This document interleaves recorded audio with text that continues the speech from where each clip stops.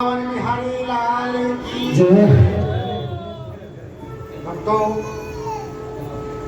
हम सब धामों के धाम वृंदावन धाम में पुरुषोत्तम मास के इस पावन अवसर पर श्री विष्णु कुंज आश्रम में श्रीमद् भागवत कथा साप्ताहिक ज्ञान यज्ञ के पंचम दिवस की कथा का श्रवण कर रहे हैं। माखन चोर की लीला का अद्भुत और मनमोहक दृश्य आप सभी ने अभी उसका आनंद लिया और आप सभी भाव विभोर हो गए थे। सभी के मुख में प्रसन्नता ही प्रसन्नता थी। सभी लोग अपना दुख दर्द बिल्कुल भूल चुके थे। यह जो कथा है अद्भुत है।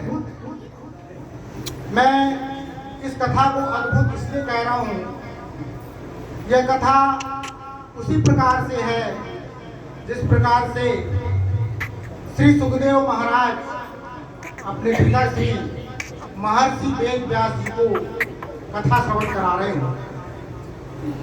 व्यास पीठ में विराजमान सुखदेव महाराज के प्रतिबिंब में श्री गुरु जी विराजमान हैं और मेरे माई ओर वेद व्यास के रूप में आपके पिता श्री परम पूजनीय परम आदरणीय श्री इंद्रमणि प्रसाद तिवारी जी विराजमान हैं।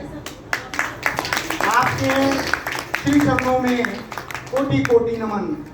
आप श्री राम कथावाचक मानस मर्मज्ञ मध्य प्रदेश शासन की ओर से मानस भ्रमर ऐसे उपाधि से आप अलंकृत हैं, सुशोभित हैं।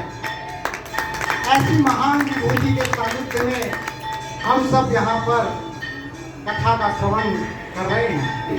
इसलिए यह कथा अद्भुत है।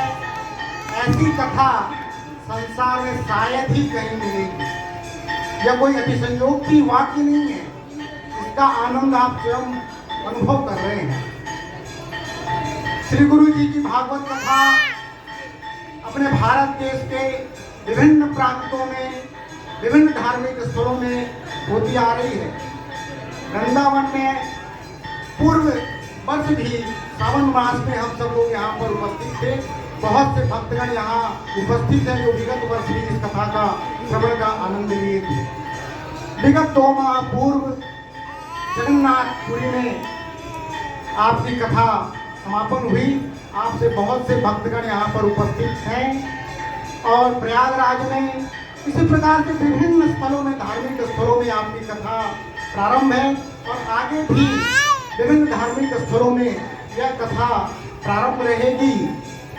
और श्री सुखदेव महाराज जिस प्रकार से अपने पिताश्री को तीर्थ स्थलों में कथा का श्रवण करा रहे थे, उसी प्रकार से श्री गुरु अपने पिताश्री के साथ हम सभी भक्तों को तीर्थ यात्रा का आनंद भी दिला रहे हैं।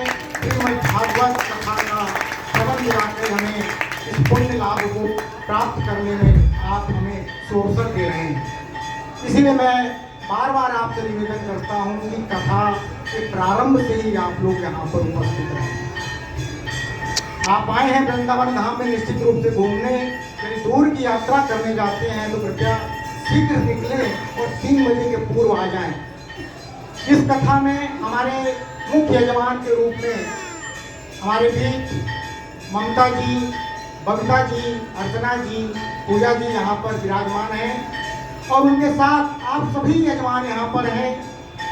वृंदावन धाम के विभिन्न आश्रमों से यहाँ पर संत समागम भी है और हमारे गोलू भैया और पांडे जी के साथीगण यहाँ पे संगीत आप सबको आनंद दे रहे हैं और आप सभी भक्तों के लिए भोजन प्रसाद की